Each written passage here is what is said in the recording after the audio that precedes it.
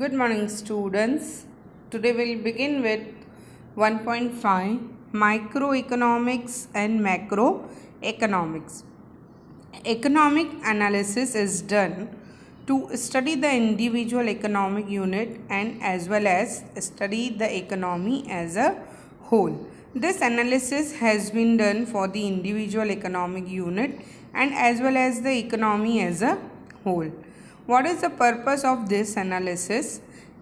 It entire study of the economics, and it is classified into two: microeconomics and the macroeconomics.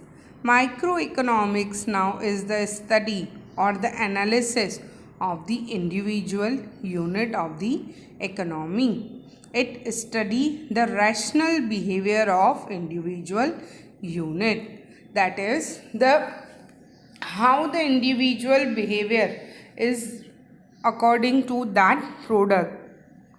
Microeconomics study the behavior of individual unit of the economy, and it analyzes the principle that the marginalism, to analyze how individual unit make the decision, that little extra product, that little thing, that little one unit, how it reacts, and how if individual is getting that extra marginal product and how it behaves. The unit of demand, for the unit, the demand, if the consumer is demanding any product, the unit of demand analysis is the consumer. The consumer demanding the product and the firm is supplying that product, and we analyze that how the firm is supplying that product. And demand analysis is done by according to consumer that is purchasing the product, and demand of the labor is depend on the how the consumer is taking product, and that we call labor market. If the product is demandable, we'll get the labor from the labor market. And according to the state example, subject of the price determination of a product in a market, equilibrium output level for a firm, marginal productivity, wage determination of the labor as a factor of production are studied in microeconomics.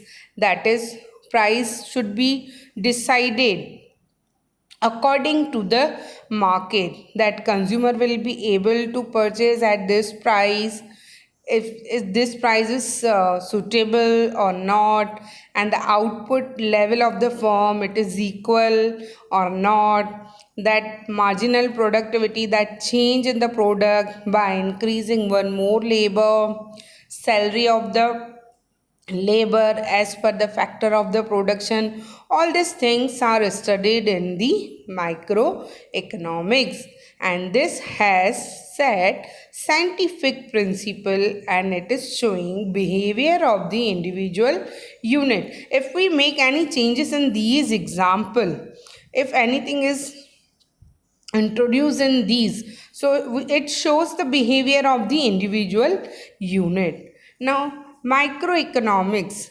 study issues which are arising from the entire economic setup, and what would be the result of this entire economic setup. All these things are studied in the microeconomics.